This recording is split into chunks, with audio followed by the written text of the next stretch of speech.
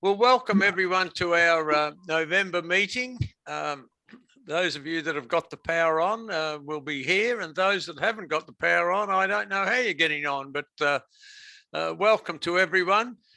Just a reminder that this evening is being recorded, and someone else is talking. It's been recorded, so if you speak and you come up on the screen, you'll be out in the World Wide Web. So if you don't wish to be seen, turn your camera off or don't talk. Talking of talking, on the bottom left of your screen, if you're on a laptop or a PC, you'll find a mute button. So just mute your mic. I think the host can mute you. But just be careful, because someone comes into the room and goes crook at you, and everyone hears. And as I said, it's all recorded, so everyone around the world will be able to hear that you're in trouble. The other thing, we did it last month. I've got to get out of this a bit. On the bottom of your screen, there's a reactions button. If you click on that, there's 3 lines, and on the bottom line it says raise hand. If you click on that, a little hand comes up on the screen and you go to the head of the queue. David Glider's just done it, or Gilder. So he's now, and Peter McConaughey's done it, so they've come to the head of the queue. So if you wish to ask a question, if you just put your hand up, I can see, or someone can see that you've got a question. Now to remove it, you just do the same again, and instead of saying raise hand, it says lower hand. Okay, so we've all had a little practice. So that's just one way that we will do it when you know, our guest speakers get to speak. Now tonight, most of us are in Melbourne, but we have 3 speakers tonight, or 3 guests that are going to take part. And we've got Yoko Fukuda. Now that's easy to say, I'll struggle a bit later on, but Yoko is a tour guide in Tokyo and who's upsized her vehicle for the Olympics. So obviously she was a busy girl during the Olympics with lots of tourists there. We've also got Kajsa. Now I'm just saying Kajsa because she's from Sweden, and my Swedish isn't too good. But Kajsa's a nurse and has worked in a major Stockholm hospital during the height of the pandemic in Sweden. She and her fiancé have both had the virus, COVID-19, so that will be interesting to hear from her how she's coped with it. And she's not currently in Stockholm. She's a couple of 100k out of Stockholm, enjoying the sunny weather, she tells me. And our third guest is Iqbal. Iqbal's a young student in Bangladesh who's been involved with our Microcontroller group. So obviously he's been helping or in touch with David Stonia Gibson. And so first up, we've got David, and he's going to team up with Iqbal and talk a bit about robots. So over to you, David. Thank you, Peter. And welcome to the meeting. I realized this afternoon I'm going to be at it almost full time until we close. So I'll be tired. I'll be looking forward to my glass of wine when we finally finish this meeting. Welcome, everybody. Welcome to Kajsa. Willkommen. Yoko, I'm not sure what welcome is in Japanese, but you can take that as stated. And welcome, Iqbal, our visitors, our 3 visitors. We may, with a bit of luck, we may even have a couple of other people drop in from other countries during the course of the evening, but I'm optimistic, but I probably shouldn't be. Okay, so for a little while now, okay, the other thing I should say is that we're going to sort of have a little conversation between Iqbal and myself. Iqbal's going to explain one of his projects. He's a very capable, talented young engineer-to-be in Bangladesh. And he's going to show us and to talk about his self-balancing robot for a while. At 7:30, we will do our annual general meeting. We'll politely ask those people who are not members to leave the room for a while.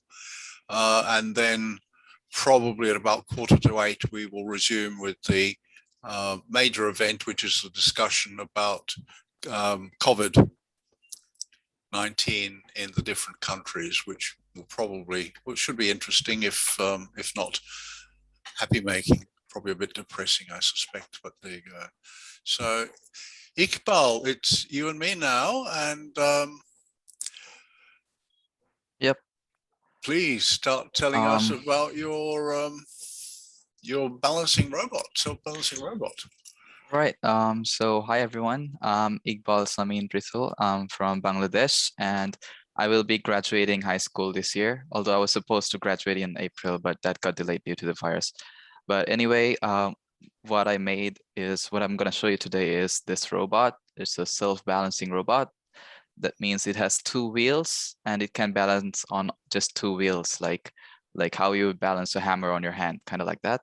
So let me show you real quick. I don't know if it's going to be visible on the camera, but I think, Iqbal, you need to turn off your background effect. Okay. Yeah, because yeah. The robot looks like something out of Doctor Who. That looks a lot better, yes. Yep, that's basically balancing on its own, and it's just got 2 wheels, and I'll show the rest on my computer. So can I share screen? Yes. All right. Little green button at the bottom, yep. Okay. One moment.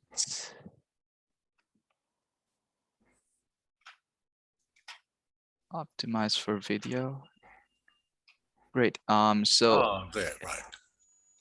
I wish I made a longer video, but this is just a short video that I made before that I'll have to show you here because I don't have the original photos and videos anymore. So this is just a little overview of the project, and here you see the robot running, and it's actually controlled by an Arduino Nano, and I made the PCB for it myself, which I'll show you later. The Arduino Nano is the brain for it, and this is while I was testing the motors, and I'll get more to the details later, but I just wanted to show you this video real quick. That's the gyroscope module. This is one of the 3D printed parts for the chassis. And this is the circuit board that I got printed from JLC PCB. Here's a little time lapse, you can say, of me soldering the circuit board. And I also made this app in this online service called MIT App Inventor, because I'm not good at coding. And that lets me drive around the robot and do some testing and other stuff. So now let me jump right into design, actually. So I'll share my screen again.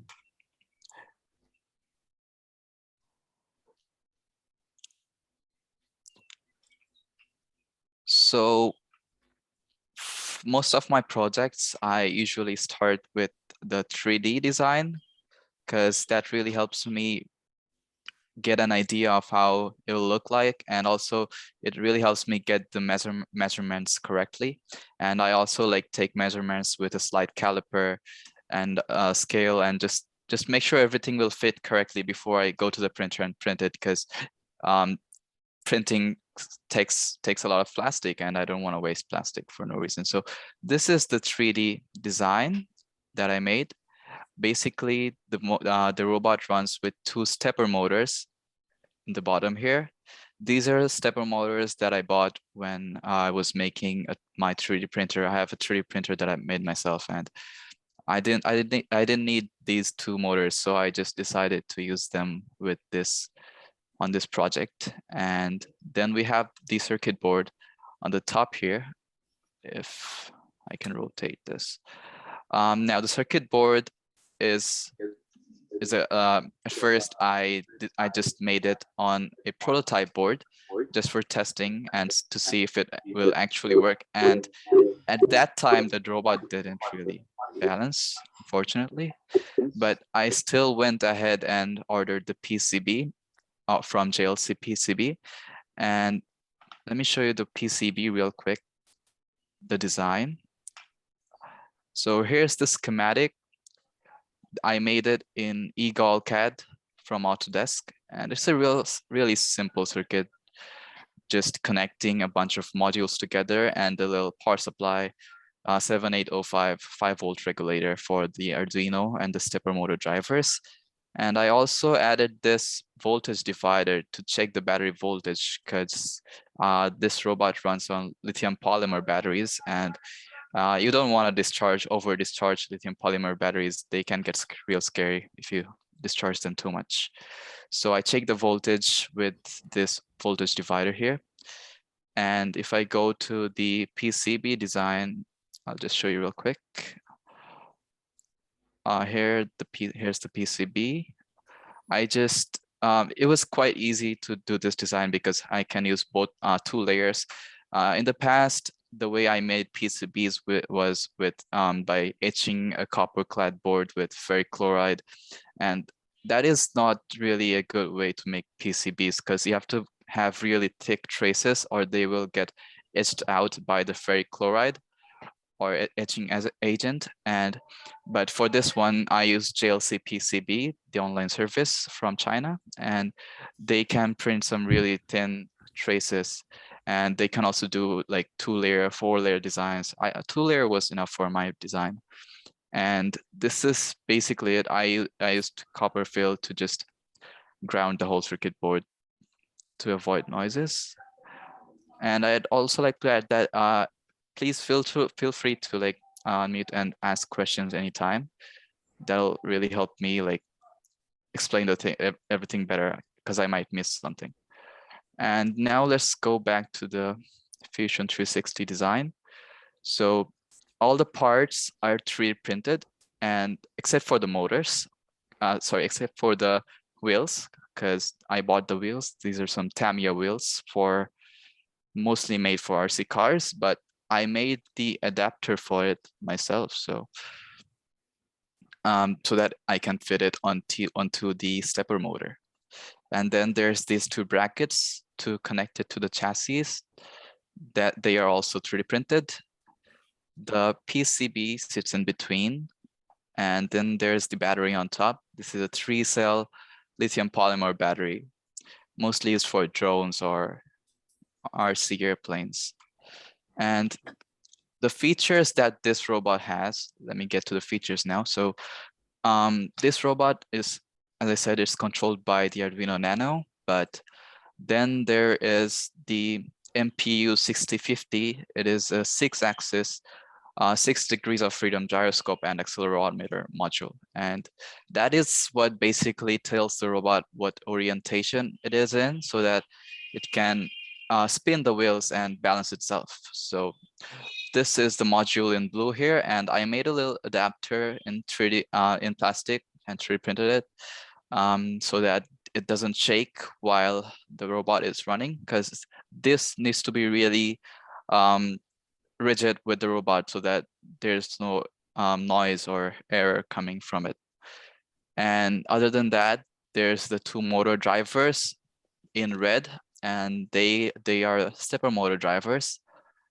These may look like the ordinary ones, the A4988, but I actually used different stepper motor drivers. I used TMC2130s. Those are mainly made for 3D printers, and I had 2 lying around. And what's special about them, let me share another screen real quick.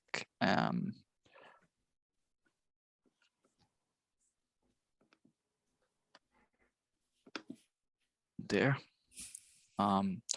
So what's special about these is that they communicate with the Arduino with SPI protocol, and that lets us do some really fancy stuff. So by default, the motor driver runs with 1/16 microstepping, but you can actually take that up to a whopping 256 microsteps. That's like a lot of microstepping for a stepper motor, and that lets us do like really small movements of the wheel if we want to. That really helps with balancing the robot in a stable way. And these motor drivers are really efficient, so they don't really get hot. With the setup I have here on the robot, they don't get hot at all. Like I can leave them running for hours and it'll just stay there balancing itself and won't get hot at all, pretty much. And these are silent stepper motor drivers. That's why when I was running it on the table here, you didn't hear any noise. If I use the ordinary stepper motor drivers, like the A4988 shown here, they would really make a lot of noise when you drive the motors. But with these TMC ones, you don't really get any noise from the motor driver. And there's a few other special features, but I'll just go back to the design for now.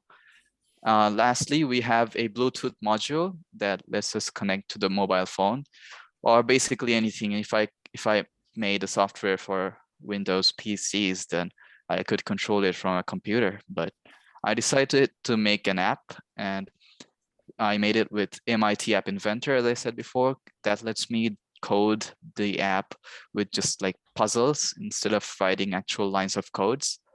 And what I can do with the app is that if I go back to the video and show you the app real quick,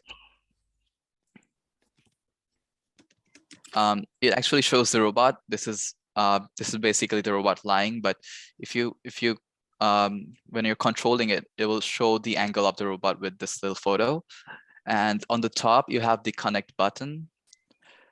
Can you see the? Are we still on that text screen there, Iqbal? Oh, okay. I think I have to reshare. Yep. Okay. Is it okay now?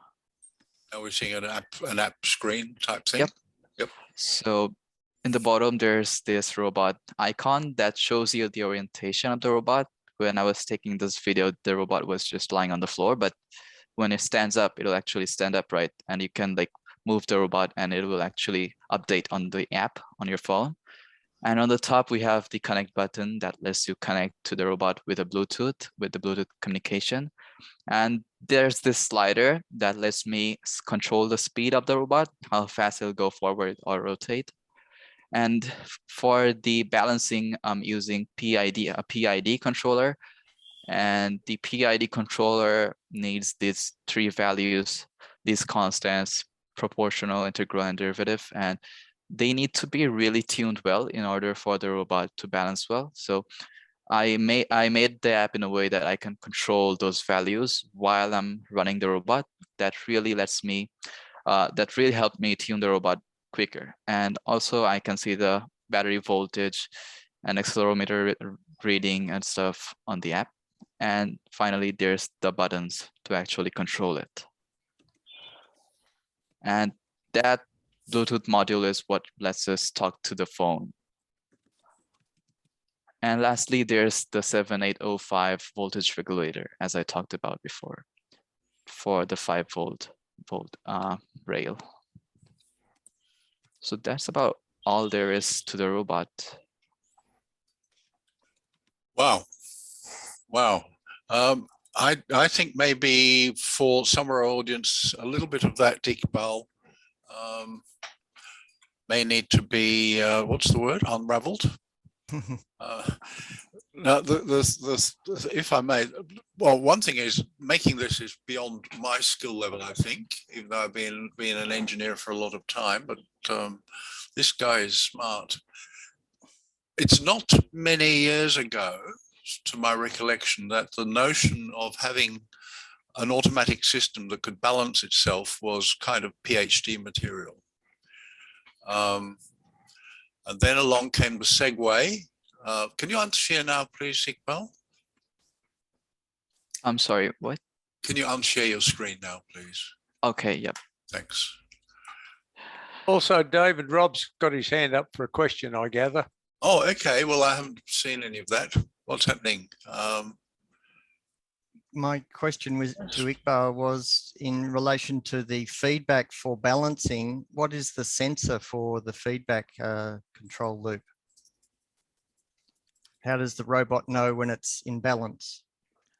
Okay, so there's this gyroscope and accelerometer module, the MPU 6050, and it has 3-axis gyroscope and 3-axis accelerometer. And the way I calculate the orientation is I calculate it in degrees in the code. So first of all, when the robot is starting, you have to actually lie the robot down on the floor and let it do a little calibration. And it considers that as the starting point. So that is 90 degrees. But when it's upright, it's 0 degrees, right? So first of all, when it's 90 degrees lying on the floor, the accelerometer value will be maximum on one axis, but on the other axis, there will be no, basically no values, right? So first of all, when getting started, I have to get a rough value with the accelerometer, 3-axis accelerometer. And then how I calculate the angle of the robot is with the gyroscope. So the accelerometer is only needed for the start, for the calibration. And after that, I use the gyroscope sensor and integrate it over time. So gyroscope sensor basically gives you the degrees per second, the rotational velocity, and that I integrate over time to get the degrees of the robot. And that's basically how I know if it's upright or not. Very good, thank you. Kirsten has a question. Yes, how far can your robot travel without falling over? As long as it's flat ground, it can go anywhere as far as you want, and as long as you have control with the Bluetooth signal. But if you want to take it behind it, well, you don't have to, unless you like. If you put a camera on it, I guess you could really like go anywhere with it. Oh, okay. But the Bluetooth has a certain range. I think it can only go up to 10 or 15 meters, but that can certainly be upgraded with an actual remote control for longer distance range. Okay, thank you. Yep. Peter. I have a very simple question, Iqbal. I'm a great-grandfather. Most people know I can turn a computer on, I can type in my password, and an app comes up called Solitaire. That's the limit of my computering. I'm just interested in your background and your age. Just a bit of a background on you, thanks. All right. So I'm a high schooler from Bangladesh, from the southwest part of Bangladesh, and I was supposed to graduate high school in April this year, but that got delayed. And so yeah, I'm still in 12th grade going to school, and I basically got started with electronics when I was a kid. I think not quite a kid, I guess, when I was in junior high school. Before that, I used to like hang around on the internet and looking at other people's project a lot, but I couldn't quite get the parts to make stuff. So I actually got started with actually making robots or like other stuff, other projects when I was in 6th grade, like junior high school. And another thing about me would be I actually went to Japan on an exchange program in 2019 for 7 months. So yeah, I'm really interested in Japanese culture. That's something else about myself. And yeah. You speak Thanks Japanese? I can speak Japanese? a little bit of Japanese, like what you would learn in 7 months. So I can probably talk to Yoko-san a little bit in Japanese. Yoko-san. Yep. Excellent. So tell me about the C code in the Arduino. Was that written in the graphic language, or was that carved from the ground up, or what? Where did it come from? So the Arduino code, I can actually share my screen. Should I share my screen and show it? Yeah, you can share your screen, but I suppose how much of it did you write yourself, and how much did you find online? Okay, so for this project, I actually had to get quite a lot of help. Then I'd like to admit, I actually had to copy quite a bit, but it's not the whole code. It's like bits and pieces.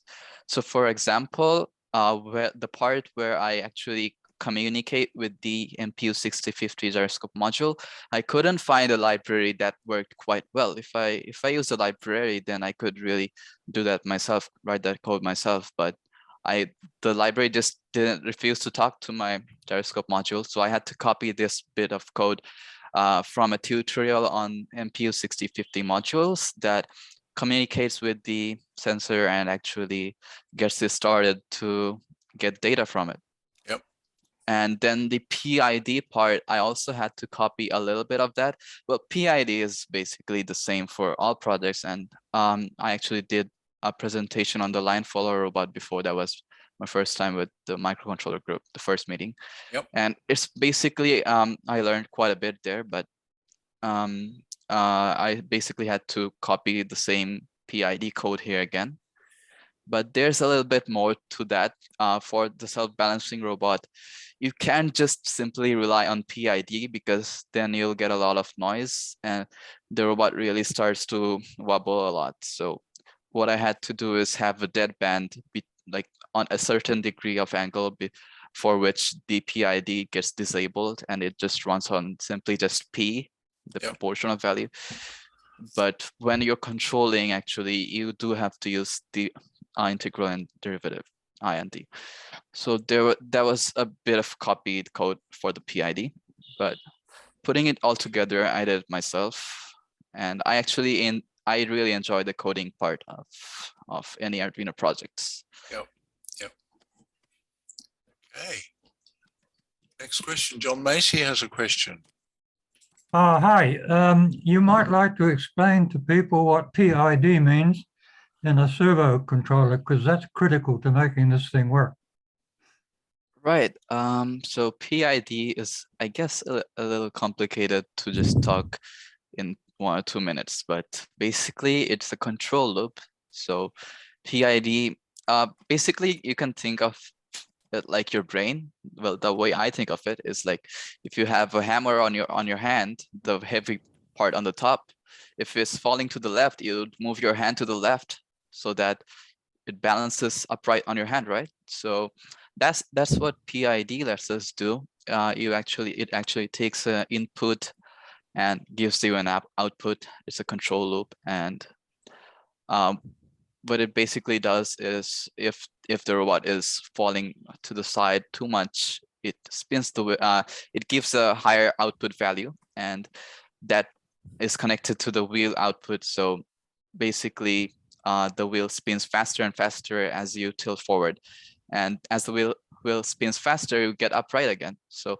the PID is basically for this kind of is a control loop for this kind of balancing, or like it's a feedback loop. So basically it takes feedback, and you have to it really helps you just balance stuff, basically, I guess. I haven't explored PID as much as I should have, though, but for this project, that's what PID is.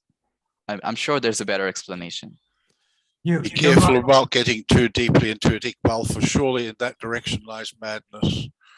Yeah, PID is quite complicated. I took a look at the Wikipedia page and I didn't understand a single bit of it. So I'm just depending on the YouTube videos of other people making this sort of stuff and using the PID loop.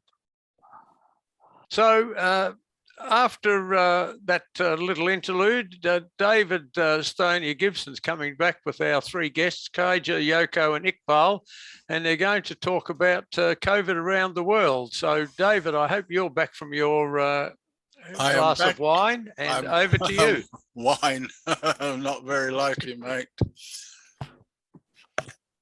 We know what happened to some fella that had a bit too much wine. Yeah, is this another Peter Bacon joke we're waiting for? No. How was the breakfast, Kajsa? You're full. You got sort of an extra bonus 55 minutes, didn't you? Oh, thank you very much. It was very good. Just some yogurt and bananas. You know, I'm on a diet. Oh, for a moment. Okay. So right, okay. I'm not on a diet. Great. Yeah. Okay, so we're here. We're going to have a little conversation about the experience of COVID-19 around the world. I hope you don't find it too depressing. For those who've joined more recently, we have 3 guests from overseas. Kajsa, whom I just chatted with, who happens to also be my cousin once removed, I think it is, the daughter of my cousin. So her mum and I used to play together when we were children. We have Yoko, who is in Japan and is a tour guide in Tokyo. And we have Iqbal, who is in Bangladesh. And we're going to discuss COVID. Let me see. Oh, I see my dear wife there. Hello, Judy. Oh, she's waving. And yeah, Kajsa, say hello to Judy. Judy, say hello. Hi, Judy. Hi. This is not a family affair, by the way, but you know, you tap into whatever people you can find. So I've just to start off, I prepared, and just bear with me a second, I prepared a couple of statistics for COVID. I'm going to share my screen. Oops, if I don't get lost. I get lost sometimes. Excuse me. Let me see. Share my screen, and it's that one there. So I did a little bit of research this afternoon, and here are the basic statistics for the countries primarily involved: Bangladesh, Japan, Sweden, Australia. And for reference, I've included USA and world figures. So based on reports from the various countries, and these are all per capita numbers. I think they're the only numbers that really matter, the per million people. And you can see there for yourself the reported numbers for each of the countries. Bangladesh, or the highest cases per capita is Sweden, and will no doubt, all right, well, the USA for reference. So it's interesting that although Sweden had this very open policy about COVID, the Americans still managed to exceed their numbers, both in terms of deaths and cases. So, well, you can sort of look at those numbers yourself, make of it what you will. Bangladesh is reporting 25% of the population fully vaccinated, as against 60s and 70s for the rest of the country, of the world, or the countries I've got here, but still only reporting 167 deaths per million inhabitants, and Iqbal might have some comments about that. Japan has had a very low death rate. Australia, out of these countries, Australia's had the lowest death rate, and Sweden and the US are pretty high. And I'll just also show you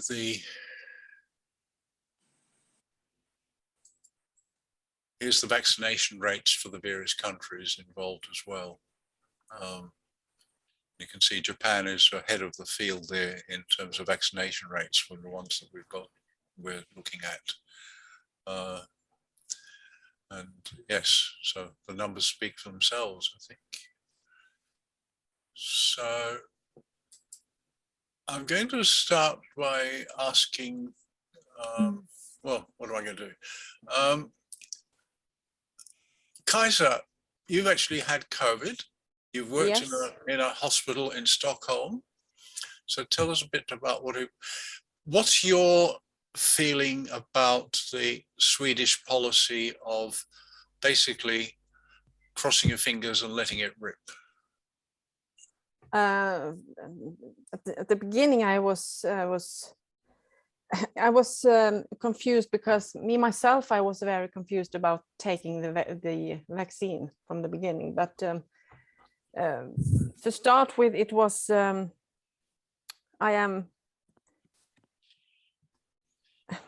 I don't know how to start, David. The question was that you wanted me to know what. Come again. Well, look, Sweden rather controversially had this very open Policy, your chief Yeah. medical officer, Yes. and he's been under a lot of criticism for that. And Yeah. I sort of kind of, and we have actually never discussed this, you and I, in No, any we haven't. detail Yeah. whatsoever. How that all sort of, how you felt about that with you and with your parents Yeah. out there in the country town and all that sort of stuff. Well, you know, I also have my family in Norway. So, Yes. and Norway, they were much, much better and harder to the people. They closed the border to Sweden. And when at the time when COVID actually exploded, I was at work, and when we realized that we are much more, I don't know how to say the word, because we were, do you say lame? I'm gonna have to excuse myself, my English is not good. We were, I think the Swedes were afraid. And I think that the most of the people here in this country were, you know, well, you know, I think this will be better in a few months. It's okay. We just take it easy. We just stay back from our works and our work. And but people didn't understand that the pandemic was aggressive. Yeah, it was aggressive. And when we were at the hospital working, we saw all those kind of people. There was like a war. We had. We didn't have any information or kunskap. You have to help me. I don't know the word. We didn't know much about this virus. And I think the Swedes they thought that the Chinese people were stupid. We hated China at the moment. And I think I was very confused because I didn't know how to react to that. You know, how they speak about the people in China. Back to your question, David. I think we were here in Sweden. We were very. I don't think they didn't understand how serious it was, and still doesn't know how serious it is, because we have problem now with young people who refuses to take the vaccine. Still. Yes, and at my work we still have the patients, and the age is about. We have teenagers. From the beginning, it was this, you know, it was people living together in small apartment. They were from Africa here, moved to Sweden, you know, they live together in flats and, you know, so, but now we have healthy people, athletic people who are dying from COVID because they refuse to get the vaccine. And, you know, when they opened up Sweden again for the 45th time this year, now the bar is open, the disco is open, restaurants, or people get out and they don't stay home. You know what I mean? They refuse to, I don't know how to say the word, sorry, keep the distance. Yep, and that's difficult because I recognize, and no, we have problem with this, and I'm angry about people here in Sweden because they don't understand the work we do. This doesn't stop because they take the vaccine. So it's hard. It's still hard. Yeah. Wow. So okay. Well, let me ask you then, Yoko. The numbers for Japan overall, I think maybe I'll just get that back on the 1.7 million. Patients. Yes. So yeah. And now about 4,000 patients in whole Japan. New patient yesterday was 200 people. Tokyo about 10 to 20 people a day, new patient. Is that for Tokyo or the whole of the country? Whole Japan is 200 and Tokyo is about 10 to 20 a day. I'm sorry, was that deaths or new cases? New patient, new case. That's very, very low, I think, compared to anything. Yeah, we are doing well. Yeah, we never had lockdown, but people keeps distance, and we have a custom to wear masks. And now 77 people vaccinated, so getting really low the new patients. That's good, isn't it? So economy is coming back. Now we see the traffic jam inside central Tokyo. Hopefully we open the door to the foreigners so tourists can come and I can work. Yes, yes. Well, I hope Yes. so. Yes, yeah. And the vaccine uptake there is very good too. Are you having problems with people not wanting to be vaccinated? Not much. Not much. Young people, they are even rushing to get vaccine because there was a YouTube or a TikTok that they saw the article about people losing hair after getting COVID. So the young girls rush to get vaccine thanks to that. Oh, okay, right. Well, our very clever government here, the vaccine that we had here initially was the AstraZeneca vaccine. Okay. And they very cleverly let it be known that people who took that maybe would get blood clots. I see. And so we got all this resistance to vaccines in Australia. Okay. In Japan, mostly Pfizer and then Moderna. Yeah, yeah. I got Moderna in July, but we were very late when we started to get a shot. Yes. So still some people getting the first shot this week too. So 70% people, but still on progress. Yeah, yeah. Well, you'll figure. I'll bring those figures back up on the screen there if I can. Okay. If I can find it. These things get lost, don't they? Sorry.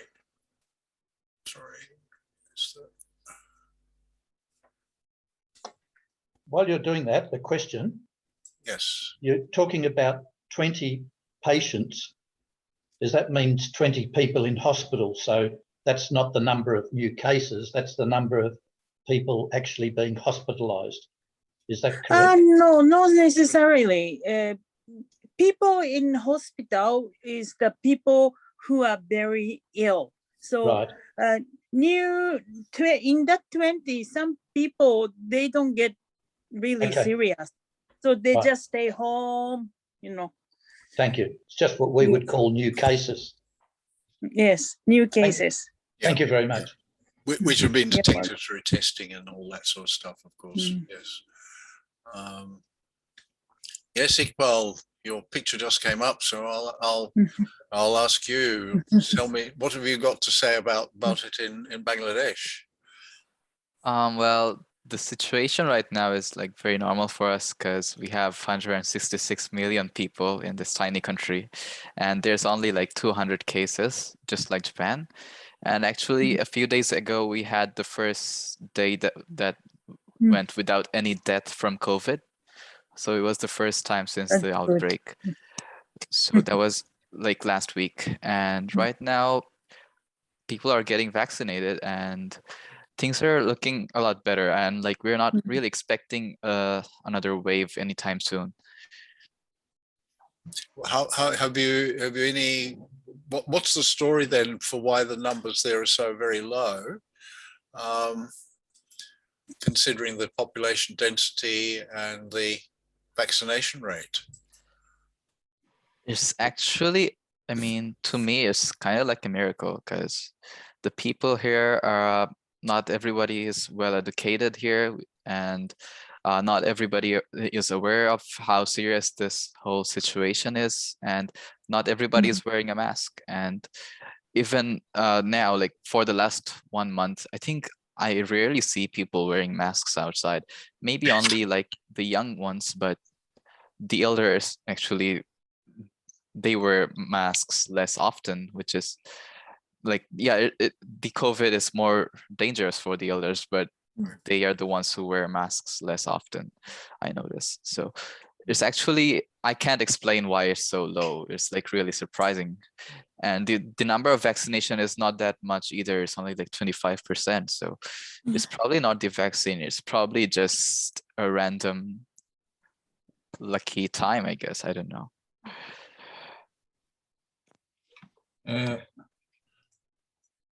Someone say something there? No? Oh, Yoko's moving around her flat there. Yes. Tom, Sorry, Show us sorry the for view, the Arthur. noise. Wanted Show us to the- show you some view. can I ask a Yeah, question? look at the view there. Yeah, Yoko lives by the harbour. Sorry, who had a question? Yeah, Tom. yeah. Hi, thanks. Sure. Can I ask a question from Iqbal? How many do you think, what percentage of COVID cases are reported? I think a lot of the problem, I think in Australia is, I mean, so some of the people here will not agree, is unreported cases, untested cases. Mhm. And I would say that in a populated country like Bangladesh, there will be more of them. Yeah, definitely. I think that's a big issue because the numbers, we don't really trust the numbers a lot. We always assume that it's probably quite a bit higher than the government is showing. Because, for example, for me, I had the COVID along with my whole family, and my mom and dad got tested, and their numbers probably got added to the whole number. But me and my brother, we didn't even get tested. So how would they get the number? Like, how would they add our part to the number? They actually don't. But if you look at the deaths, I think the deaths are mostly counted. I think the number of deaths is a more is like more realistic, and because most of the patients, they after that they go to the hospital. If they die at home or if they die at the hospital, that gets counted. So I think the deaths really speaks the actual, like, shows the actual reality.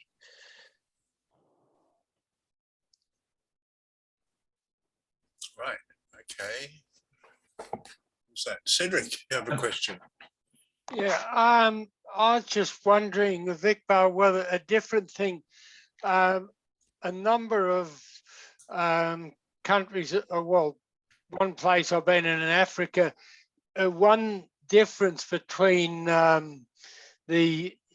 think probably European countries and particularly Australia, most of Australia's population is more and more in big cities and very tightly clustered together, and nobody in the country. And I'm wondering whether Bangladesh is like places like Zambia with a lot more of a population spread out.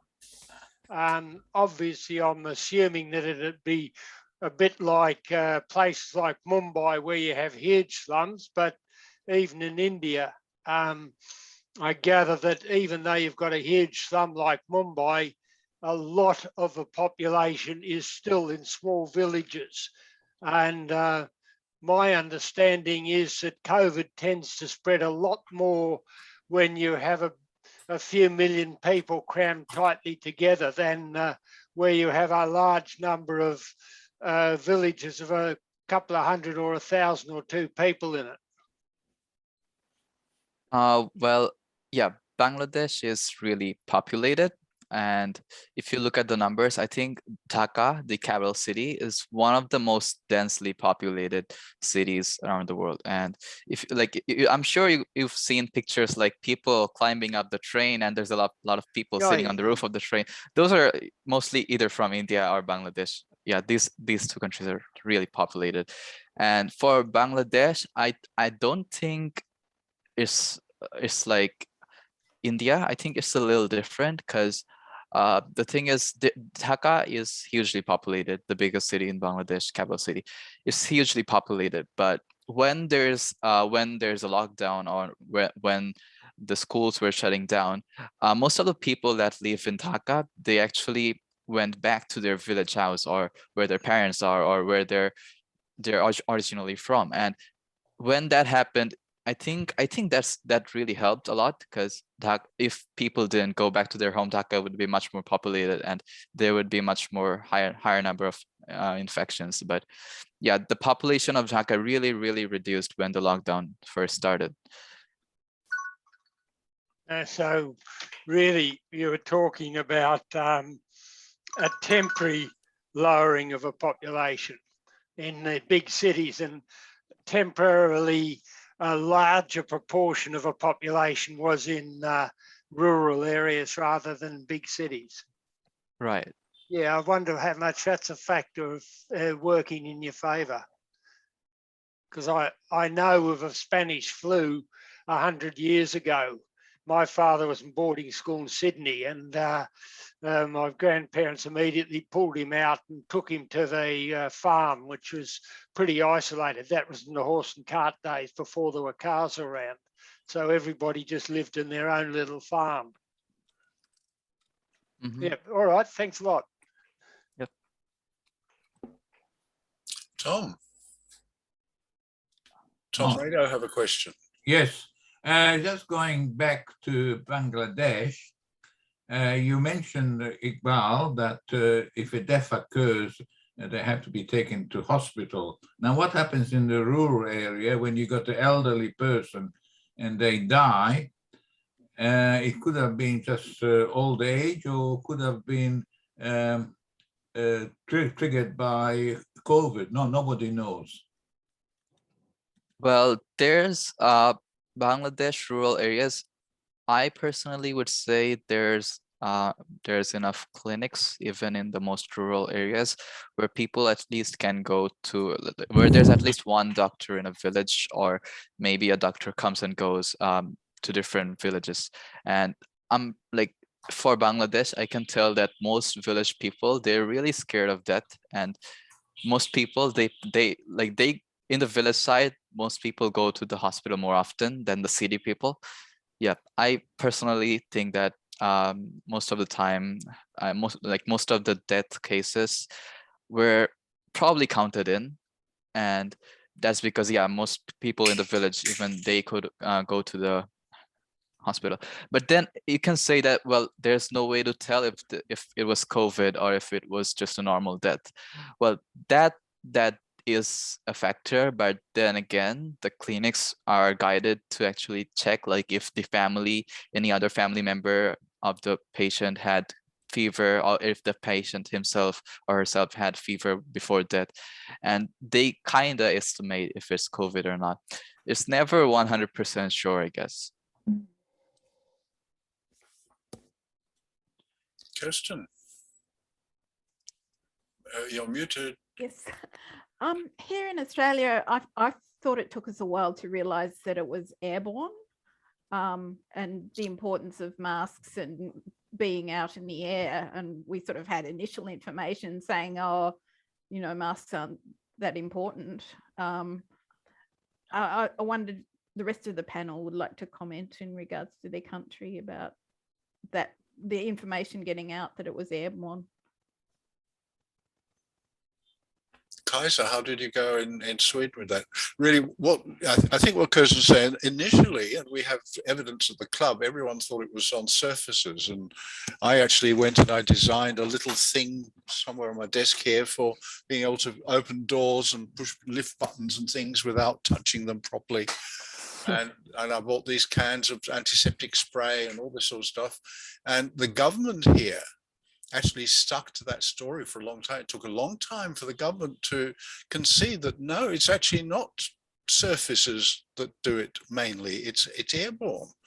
And it's if once the government has made a decision in one way or the other, they can't be seen to change their minds. So how did you go? Did that sort of thing happen in your country? Yeah, well, it was the same. Well, at that time when it was the worst, I was at the hospital and I always wear a mask. But the problem we had was that, back to where you asked me before, is that the people here were taking this very easy. And I remember especially one time when I was at the store, I was going to buy some milk. I was standing and I was going to pay, and two people behind me, there was a lady coughing, very, very hard coughing. And I just turned back and I said, could you please stay back, because we have a pandemic going on. And yeah, sorry. And I just want you to have respect for that. And she was very aggressive. And she told me that I was, you know, are you a nurse? What's your problem? I have a cold. Well, if you have a cold, maybe you should stand back.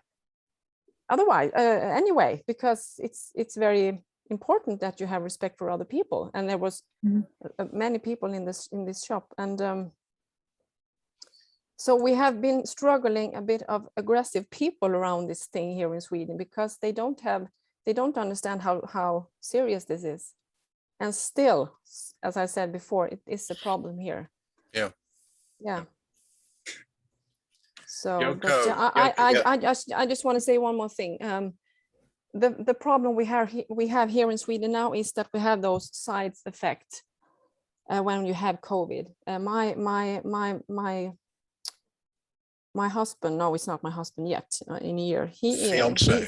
Fiancé, he's got diabetic from this. Yep. Diabetes. Yes. Yeah. Oh, really? Yeah. And we have many people here in Sweden who have side effects from COVID. And there's a lot of, you say researching, about this, and they don't have so much about it. They can't research because they don't know where to begin. So we are struggling with people who had COVID that was very ill, that were at my work, intubated. They have to start all over again, just to eat, to actually breathe with their own lungs. We have problem with, rehabilitation. We don't have people who can help them because the people, they stops to work. They are so tired of this, so they don't want to get back to work. So that's also a problem we have here because we don't have staff. Do you say staff? Yeah, staff, yes. Yeah. So I'm a student at the moment, but I have to work also because we don't have people to help those people who need. They have to starts to, So to live. Kajsa, so you're actually still working in I didn't realize that. I thought you'd quit that and you were just studying now. So you're actually still working in a hospital. Sometimes I do. They call me and ask me if I can go there. And I don't go, my English is so bad. I'm so sorry. No, you're doing very well. My work is, I'm not a surgeon. What do you say, David, when you are operating people? You're a theatre sister. Yes, and I work with transplantations for kidneys and livers on people. All those people who have those kind of illness or cancer, we have to stop those things because all those COVID patients take all the places at the hospital. Did you say places? No. Yep. That's a bit of beds, yes. Yeah. So the whole, I don't know the word, sorry. Well, everything has just stopped. It's much better now. It sounds like Sweden is going down under. It's not what I'm talking about, but we have problems to taking care of what we had. We have to rebuild Sweden. Do you know what I mean? So look, there's the conflict here in Australia, Kajsa, and others has been the tension between the people's health and sickness and dying and the economy. And certainly there's going to be a lot of economic rebuilding necessary here too, I think. But right, we can make all sorts of comments about what our government is or isn't doing towards that, of course, but I shall refrain. But the economy in Sweden has probably, on the surface, taken less of a hit because you haven't been closing down your economy so much as we have here. But it's probably likely that the hit from the disease will be a huge economic hit anyhow. Of course. And it may therefore turn out that it wasn't such a wise idea to be so laid back about it. Yeah. Yoko. Yes. I can't remember the question now. What was the question again? I started to forget what I was. Kajsa was talking about aggressive people who cough and stuff. Yep. We are opposite. People wears mask everywhere, 100%. But sometimes you forget to wear it when you go out or something. When you go out of the car, people look at you and give you an evil look here. Right. Okay. Well, that's the advantage you have in the Japanese culture, I guess. And with respect, it's a Right. culture where people are much more culturally. Yeah. To compliant, showing we the say. respect to Yeah. other people are You toe the so line. Yep. important. Yep. So if some people have lack of respect, it's like a criminal. Yep.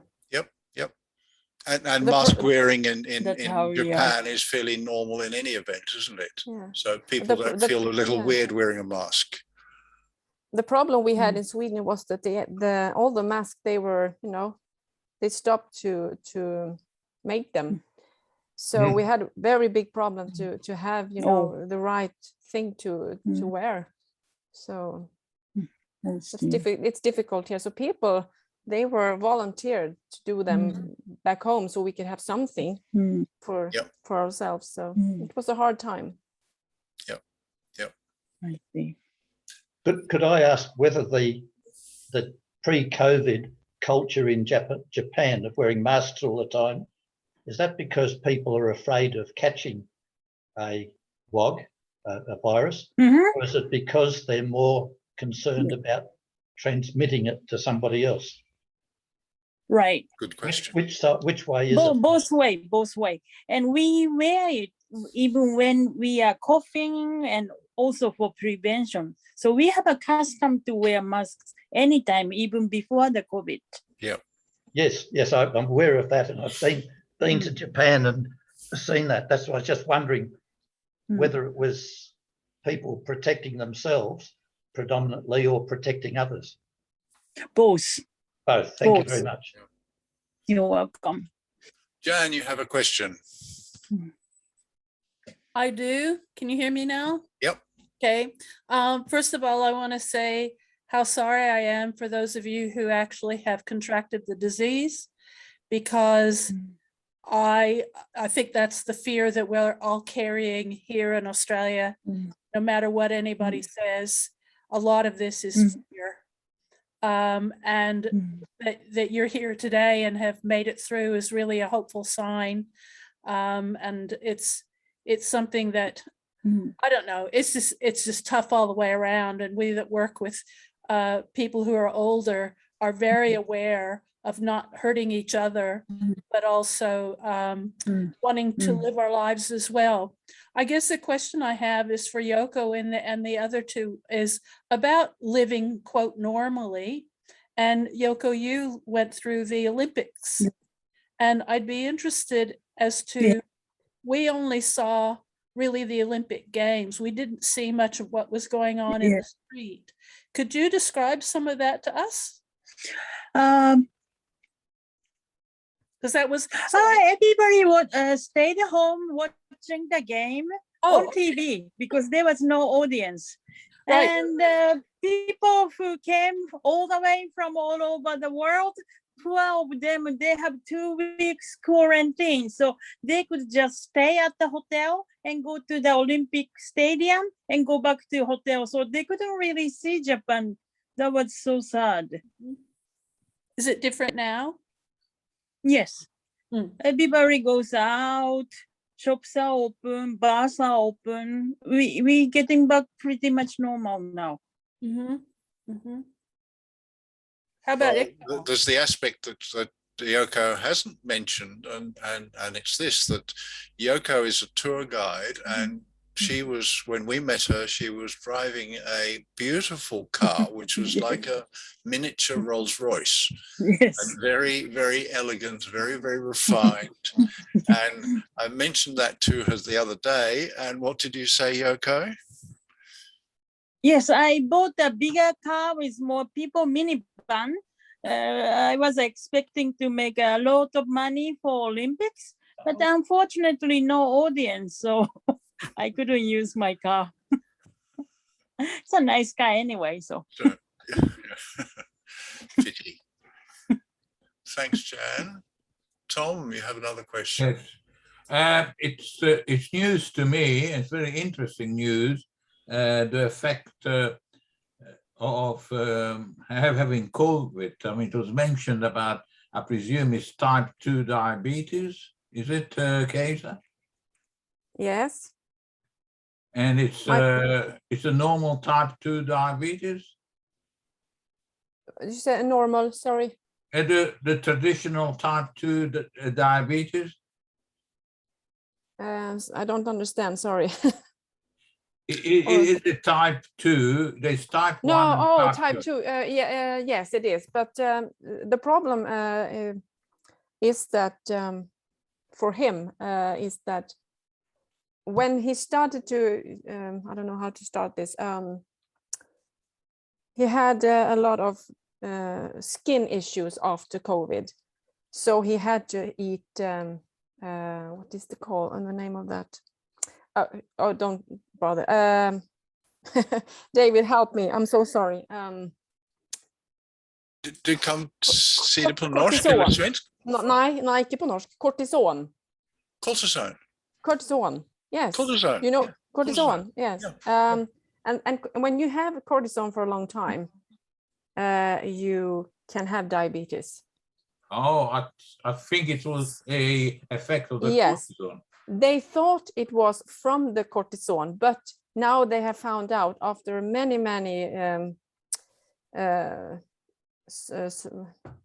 I'm so sorry. Research. Yes, research that it is from the COVID. He has got the diabetes. Well, this is news because it's not well known. Yes, I know. And also it affected a relatively younger person, because type 2 diabetes usually occurs with people who are over 50. I know, we are 45, so yeah. So the thing is that what you have mentioned is very interesting, because if that is publicized, more of the younger generation who are reluctant to get a injection, what they call here a jab, you know what a jab is? Yes, I know. And of course they're reluctant, but if we sort of publicize the fact that they may finish up with an incurable condition like the diabetes, which limit their lifestyle, then it could be incentive for people to get vaccinated. Yes, I know. Because we are struggling now to reach the 90%, by the way. I mean, the race has dropped because it opened up a bit. Yeah. And looking at the statistics here, it's just going up at half the rate that it used to go up before it was partially opened up. Yeah, this is very interesting because there are few known cases in Sweden with this. So I think they have a lot to think about, the doctors. Thank you. Thanks, Tom. Peter Bacon, you have a question.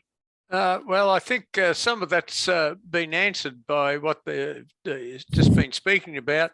But we were reading a couple of weeks ago with 2,000 cases a day and how many deaths and how many were on ventilators and that. But what effects, you've mentioned, Kajsa's mentioned her fiancé, but how did the others, how have they got over it? Any side effects?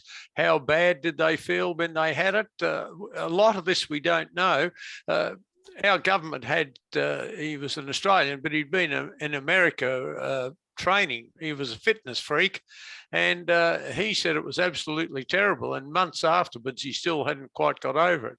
And I think this was an aspect of the disease that we don't know much about or hear about. How did our guests feel when they had it? Well, I can, yes. Well, what you mean when I was ill? It all started with having dinner. Actually, I don't like spicy food, but we eat spicy food these evenings. And then my fiancé said that he was feeling a bit warm. He had fever and starts to cough, so he got to bed. So I woke up the next day and had the same thing, and it was like, you know, push a button. Suddenly my taste just disappeared. I couldn't taste anything or smell anything. So we understand that this was COVID. So we got tested and it was positive for both of us. So And I thought before I got ill that if I was going to be ill, I thought I was going to be afraid, scared to death, because I have seen death from that side of COVID. I've been taking care of all those people who died in my hands every day, around 8 to 10 people when it was the worst. So I thought, now it's my time. I have 2 kids. I'm divorced. I have 2 kids. So I was afraid that it was going to go very fast. How ill would I be? But I was only having those kind of cold, a small fever for a few days, and then just tired. But I was tired for very, very many weeks. So my worst fear was that I was afraid. I was afraid that I was going to lose everything. So and then my fiancé, he's a very calm and nice man. It's like very, very calm man. So he wasn't worried at all. He was worried that I was going to be a psycho because I was afraid. But then the thing is that I was most afraid when I was working with those COVID patients, didn't know what to bring back home to my family with the virus. But when I was having the virus myself, I was just having a little cold. So that's it for me. I had it very easy. Iqbal, you mentioned you had COVID as well. Yep, I had COVID with my whole family, and it actually started from my brother. He got the COVID possibly from a friend that he hung out with, and it just started with a fever, and surprisingly he didn't lose taste, but yeah, he had the fever, and he didn't get tested for the first 3 days, and because it was like many people were having seasonal flu at the time, so we kind of suspected it might be just a cold or a fever, normal fever. But then suddenly my dad got fever, and for him it was just fever for 2 days, and on the second day I actually kind of forced them to go get tested, and my brother and my dad, they got tested together, and for my dad it came out positive, and for my brother it came out negative. And to this day we don't know if he really had the coronavirus and my dad got it himself from somewhere else, or if my brother did have coronavirus, but and then my dad got it from him. So because my brother never lost taste, he only had fever. But my dad, he had fever for the first 2 days, and then he lost taste. And just the next day, my mother got fever, and he completely lost any smell or taste. And like cooking food got hard because my mom and dad, they cook food, and they didn't know how much salt to put in it because they cannot taste it and check if it's good or not.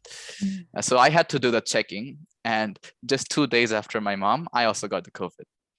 And my mom did test positive, but I didn't bother going to test it because it's almost certain that I got it from my parents and it is COVID, because I had really high fever.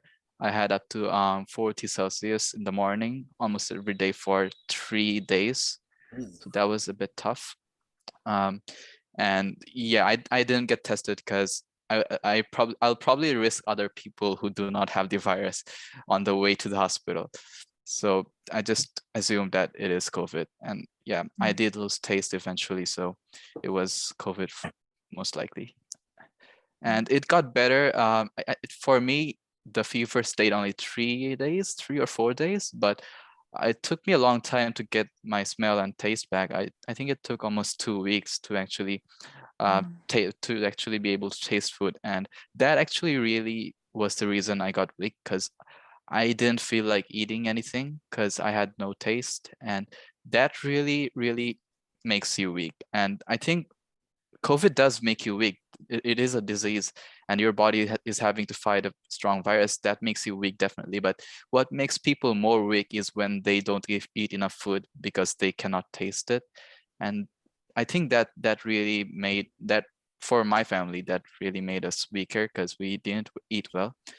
And for at least a month, I I was feeling weak. Like I go out on biking as like a hobby, and I do like 20 or 30 kilometers every weekend just for fun. But I wasn't able to go out with my bike for at least a month, and that is, yeah, you can tell how weak I got even as an 18 years old. Yeah, because COVID did have a pretty strong effect on me and my family as well. Wow, Kajsa. Yes, I'm surprised, Iqbal, that you are allowed to ignore to take the test. Here in Sweden, you have to take the test because they have to know, you know, how to know where it comes from. So we are not allowed to deny to test here in Sweden. Right. I don't think there's anything like that here, because most people, once they find out their family has it, they don't get tested. Many of my relatives got it and none of them did. So I don't think there's any rule like that. Okay. And yeah, we just guess that it's COVID. And also well, getting tested is not quite easy everywhere. In some places, you have to go a long way, and Bangladesh doesn't have good transportation. The roads aren't that good, so not everybody can get tested. I guess that is the reason why the government did put any restriction like that. Yeah, and it's interesting because here they had been very hard. They even, you know, came home to people to test them just to not let them go out. So, you know, you have seen the movie E.T. The small. I haven't. No, you haven't. Well, when in that movie they come inside like in space dresses with, you know, everything. So it was like a war zone. But I think it was good, especially for the old people here in Sweden who was not able to get out to get tested or so. But I understand your situation, of course. Could I ask, if you've had the virus, does that give you an immunity that's equivalent to having a vaccination? Or I don't think that's the case. Your question was if you had if you have normally if you've had a disease, yes, then you have an immunity yes into the future. Yes. Is that the case with COVID? For a few weeks, they said. Only a short time. Yes, I had COVID in February this year and got my first vaccination in June. Okay, thank you. And then they thought it was too early because I had this narcolepsy. Do you know what that is? Narcolepsy. Yes. Yeah. No. No. Narcolepsy. Yeah, when you fall asleep. Just fall asleep. I had that for 3 weeks after my first vaccination. Oh. So they thought it was too early, and it's because you have these antikroppar. What you call that, antikroppar? I don't know the word in English. Antibodies. Yes. Antibodies. So I think it's very individual. Okay. So yeah. Thank you. Thank you. I want to talk about the post-COVID syndrome. Yes. Yes. In Japan, people who get serious symptom with COVID is people who are fat or have a disease like diabetics. But people who get post-COVID syndrome in Japan, more young woman who is very skinny, they suffer longer time. Right. Okay. I had a question. Oh, look, one of the things that's been happening now, beginning to happen in Australia, is as our vaccination rates go up, the I was going to say, we are beginning to get rules introduced that you're not allowed to go into certain places unless you are double vaccinated. We've got certificates on our smartphones and all that sort of thing. Is that happening in your countries? Yes. Similar? Yes? Yes, the same here. Same in Sweden? Yes, they have started to vaccinate for the third time here. The third vaccination, yes. So you now need a vaccination certificate. I don't know. The problem here is that when the most of the people here had Pfizer and Moderna, and then they finally, the Moderna vaccine, it stopped to give it to people. So the question now is, those people who only had one shot, do they have to take a new, for example, Pfizer or AstraZeneca? Yep. So they're discussing these things at the moment. So right. But they are restricting people's movements. You can see, oh, you probably can't see actually because of the phone won't focus on my phone, but I've got a certificate on my phone to say I'm vaccinated. Yes, I have. And when when we went to Norway this summer to see my sister, when we're going over the border, you had to have the proof that you were vaccinated. I had to test my children. Yeah. So it's a you have to plan everything if you're going somewhere still. Yep. So, but they've started to vaccinate the children here. So my children had the first now. Good. Yes. Good. Now I'm being nudged by the MC to say that we're meant to be doing a iHelp segment. Are we still up for an iHelp segment? Whoever's going to do it? It's Mike Allison. Mike Allison, are you still wanting to do your iHelp segment? Yeah. Okay. So very quickly, Martin, have you got a question? Very quick comment. Last question, yeah. Very quick comment. I have a grandson who lives in Sydney, but he's been studying at Oxford. He's had COVID-19 twice. He was able to get back during the European summer for about 6 weeks, flying without being vaccinated. Wow. Wow. Okay. Short and sweet comment. Vaccinated. That sort of wraps it up. Okay. Well, I want to thank you, the three of you, Kajsa and Yoko. And nice to see you all. And we're now going to have something boring. Fascinatingly technical, which you probably will not be interested in. But thank you so much. Thank you, everybody. Bye-bye. Thank you. Could I just David, thank you, but on behalf of the club, I'd like to thank you all. This technology is wonderful. But, we're scattered thousands of miles or kilometers away, and you can mix with us and talk with us, and it's much appreciated. Normally, if we have a guest speaker, we present them with a small gift, and for the ladies, it would be a beautiful bottle of wine, Penfold Grange, if you know it well. It's quite expensive, and I've got some here that I would give to you. Unfortunately, I contacted the treasurer today and said I'd like to go over personally and present this to our speakers, and he definitely no. He said, look, so it's not me, it's the treasurer that won't let me come. Iqbal, because you're still at school, I'd bring you a box of chocolates. I hope your taste is back, but I think you're a bit young to have wine. And I just have to tell you, Iqbal, that when you had your code up on the screen there earlier, I took screenshots of it. I'm going to print them out, and I think I'll go to bed tonight and read them. And I'm sure I'll find it very interesting and not understand a word that's on it. But look, thank you all very much. And we do appreciate you coming so long from far away and seeing us. So thanks very much. So Mike, I'm sorry we're a bit late, but it's over to you. Right. Okay, Peter. Bye.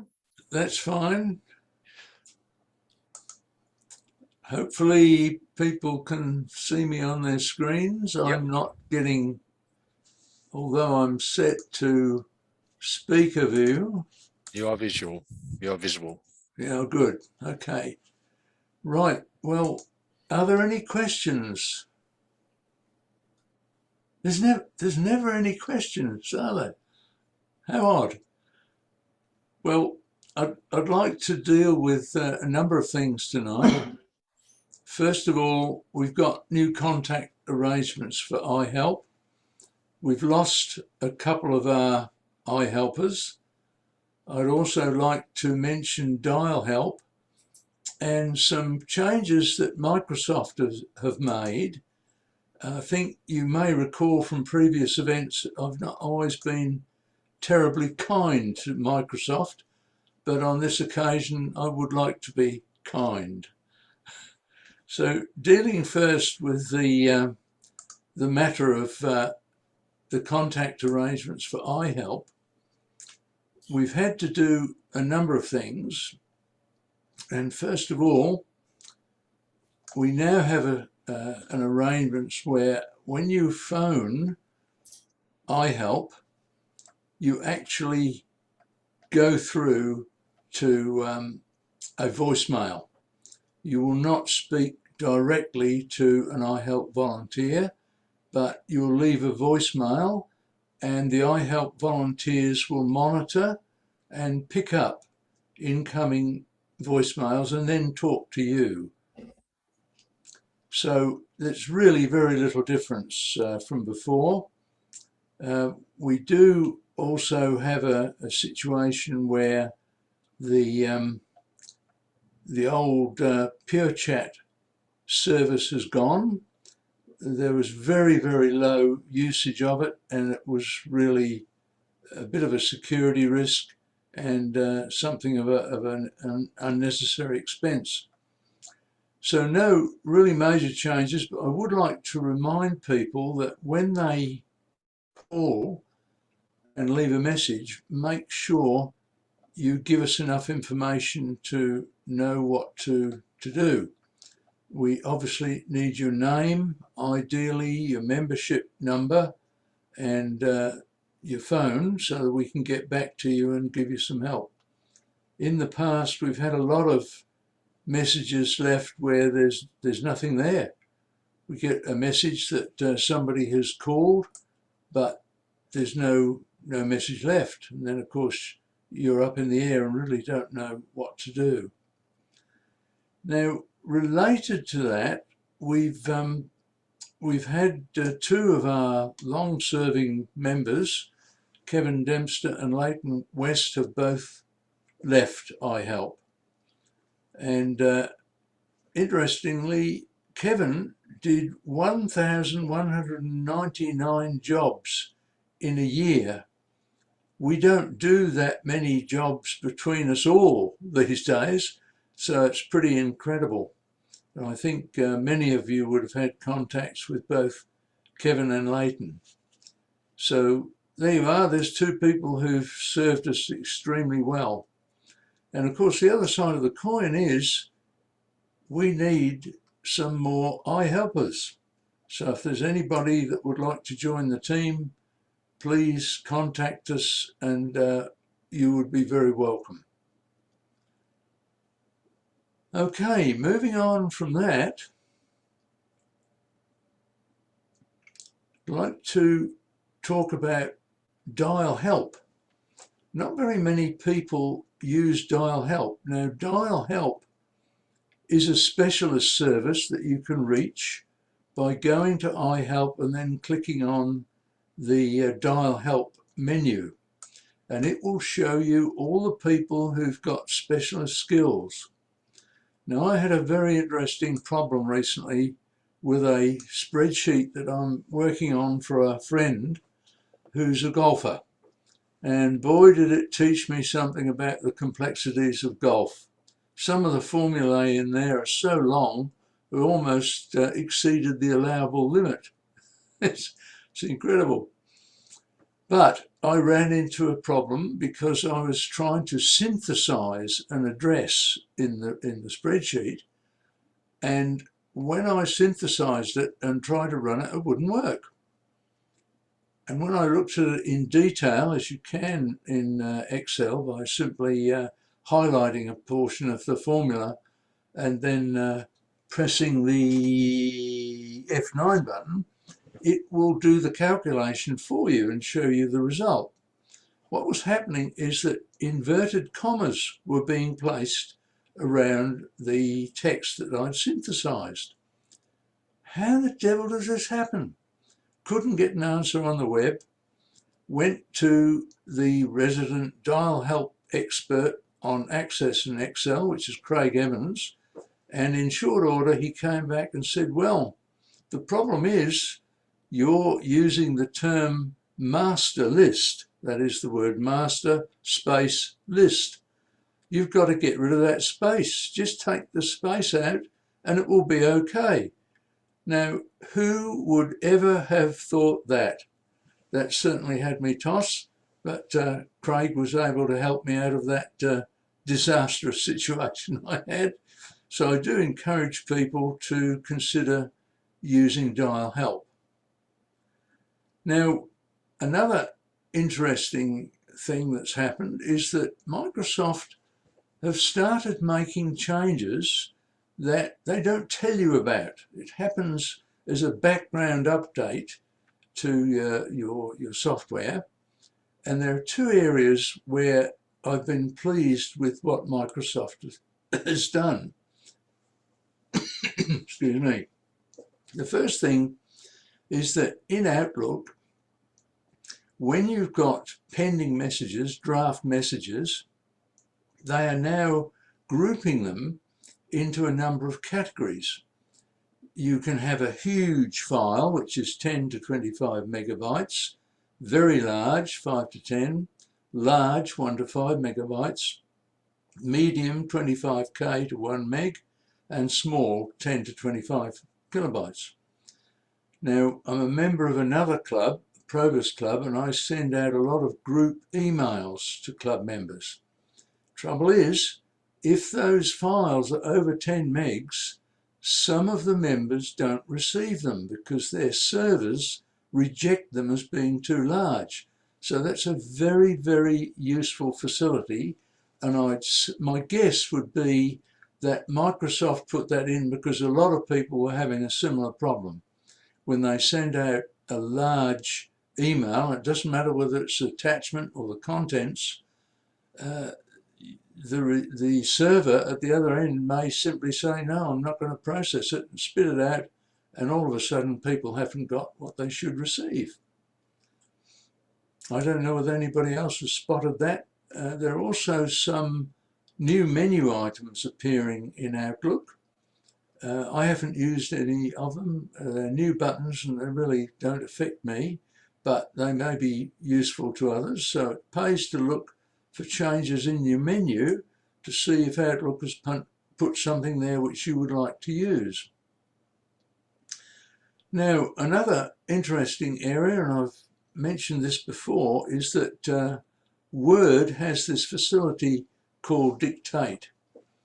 And there was some embarrassment with Microsoft over the Dictate function because, generally speaking, the text that you're dictating works okay, but commands, that is words that tell it to do something rather than just type something, weren't working at all well.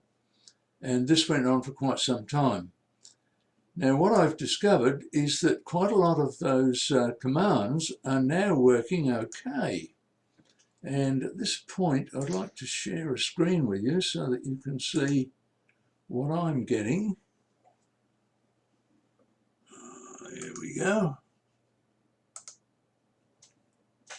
Now, can you see that okay? There's a little table there showing various commands and the result that I got with the grim faces some time back, and in the most recent test that I did on the 9th of October.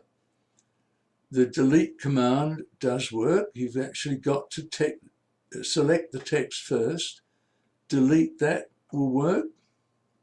Delete the last n words, delete the last n sentences, bold something, italics, underline, and undo that, which did work before. So that's a big improvement, which is making the dictate function much more useful to people. One thing that is really missing is that before you do all these things, like bolding and italicizing something, Why do you have to manually select it? In Dragon Naturally Speaking, you can simply say, select buttons, and the word button would be selected. And then you can give it a command to delete it, to underline it, or whatever it is that you want to do. So hopefully something like that will come at some stage, and we'll be even more pleased with the facilities in Word. Now, having given you all that useful information, that's all I've got. So I'll undo the screen sharing, stop the sharing, and we can go back to talking to each other, I hope. Mike, look, thanks very much for that. It's 4 minutes past 9. I'm not sure that we have to definitely stick to the 9 o'clock, but it's 4 minutes over. I gather you might stay around for a while. So if people do have some questions that they don't want to be recorded and go out onto the World Wide Web, they can ask you, because I think Rob will probably terminate the recording when we say good night. So I'll say good night. Thank you for our speakers. I think they've all gone home, but they did an excellent job. Thank you, David, for probably organising those people. I'm not sure whether it was you, but you seem to be quite familiar with some of them. And I think we probably could have gone on for a lot longer, but you know, we do have a time limit. Well, we don't, but we stick to a time. So good night to everyone, and we will see you. And I should have looked up the date. I think it's the 1st of December, maybe the first Wednesday of December, which will be our last meeting for the year. And well, welcome you all then. So good night, and that will end the meeting. Thanks very much. Before you do pull the plug, I think someone should say thank you to the committee for their work over the past 12 months. I mean, I know they've all been re-elected, but it's been a difficult period over a number of years for the club, and the committee have been doing a great job, and I really appreciate the fact that they're prepared to stay on for another year. And I just think somebody should say thank you. Thanks very much for that, Barry. I hope Rob hadn't turned off the recording, and that goes out on the recording. So thanks very much, and I'll second your sentiments.